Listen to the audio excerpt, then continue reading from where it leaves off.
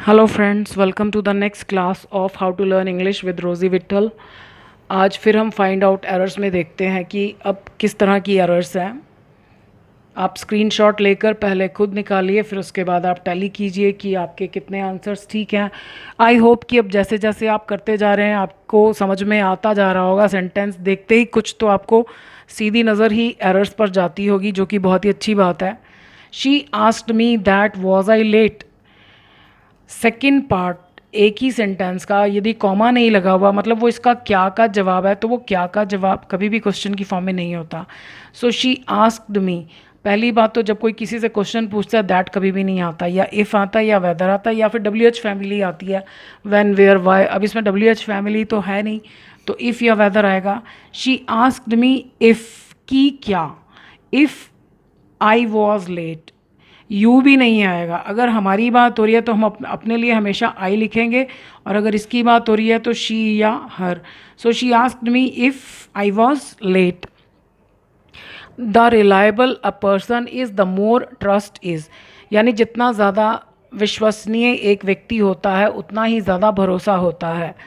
The more reliable, इसमें comparative degree आती है। So the more reliable a person is, the more the trust is. जब हम subject की संख्या या मात्रा बताते हैं तो फिर सब्जेक्ट के साथ दोबारा द लगाना पड़ता है। The more the trust is, उतना ही ज़्यादा भरोसा होता है। बट फॉर द क्रीम, अभी हमने पिछली क्लास में भी सीखा कि अगर ये चीज़ नहीं होती है, कंडीशनल टाइप थर्ड है और ये इफ़ क्लॉज के बराबर होता है। बट फॉर के बाद हमेशा कोई नाउन या प्रोनाउन होता है, कोई व्यक्ति या वस्तु या जगह। तो यदि क्रीम नहीं होती, her skin would have remain dry, उसकी स्किन सूखी ही रही होती। रिमेन का मतलब होता है जिस स्थिति में है उसी में बने रहना। तो यहाँ पर मिस्टेक क्या है कि हैव के बाद थर्ड फॉर्म आनी चाहिए, इसको कुछ नहीं करना, ये एडजेक्टिव है यहाँ पर। So her skin would have remained ED. This is the lightest object which I have ever lifted, ये सबसे हल्का ऑब्जेक्ट वस्तु है जिसे कि मैंने आज तक उठाया है, यानी आज तक मैंने जितनी भी चीज़ों को उठाया है ये सबसे हल्की है। इस पैटर्न में यहाँ डब्ल्यू एच फैमिली कभी भी नहीं होती। और अगर आपके पास ये पूरा है तो आप बेशक कुछ भी मत लगाइए, लेकिन अगर लगाना ही है तो केवल that. So this is the lightest object that I have ever lifted. The patient saw his hand, मरीज़ ने देखा अपने हाथ को एम्प्यूटेटिंग। एम्प्यूटेट होता है सर्जरी के द्वारा काट देना। एक तो होता है जैसे कोई किसी ने किसी पर अटैक करके कुछ काट दिया, कोई बॉडी पार्ट, तो वो कट ऑफ होता है, O double F. Cut off मतलब काट कर अलग कर देना। लेकिन जो डॉक्टर हैं वो सर्जरी करते हैं, वो एम्प्यूटेट होता है। सो मरीज़ ने देखा अपने हाथ को ऐसा करते हुए, नहीं, अपने हाथ के साथ ऐसा होते हुए, तो ये पैसिव वॉइस है, being amputated. The harder you will work the better the result is, जो काम पहले हो रहा है, अब हिंदी देखो, जितनी ज़्यादा तुम मेहनत करोगे उतना ही बेहतर रिजल्ट होगा। दोनों में हम गा गे की बोल रहे हैं, लेकिन जो काम पहले होगा उसमें कभी भी विल नहीं आएगा। So the harder you work, इसमें भी हमें ये ज़रूरी नहीं है कि इधर मतलब दोनों तरफ गा गे गी लगा रहे हैं तो हमको कम।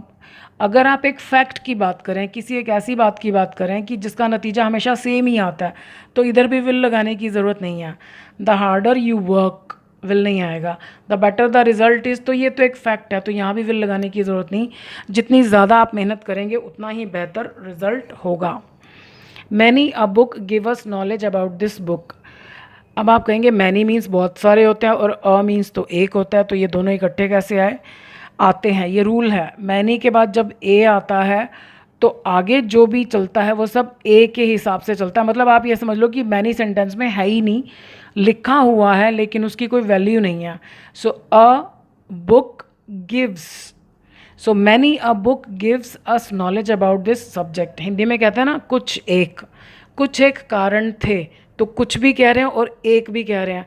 तो ऐसे इंग्लिश में भी होता है मैनी अ, फिर सब कुछ अ के हिसाब से चलेगा। मैनी तो बस फिर नाम मात्र का रह गया।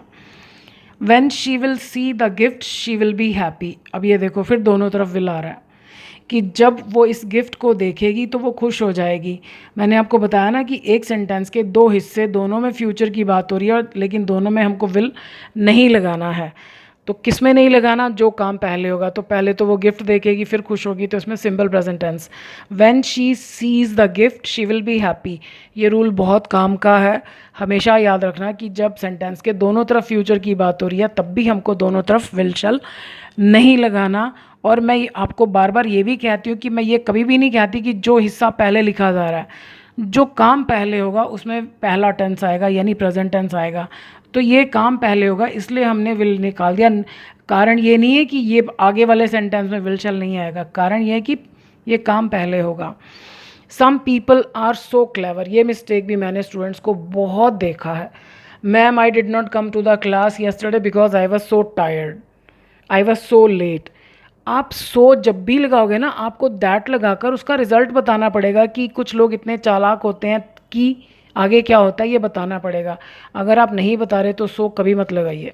सम people are very clever, some people are quite clever, some people are extremely clever. Very clever लगा सकते हो लेकिन सो नहीं लगाना। The foolish man speaks as if he is very wise. अब एज इफ़ के बाद वाली बात अगर आपको लगता है कि ये बिल्कुल ही झूठ है तो यहाँ पर पास्ट टेंस आएगा, सेकंड फॉर्म। अब फुलिश मैन है तो पक्की बात है, मूर्ख आदमी समझदारी की बातें कैसे कर सकता है। ये मैंने आपको एग्जाम्पल क्लियर करना था इसलिए फुलिश मैन लिखा।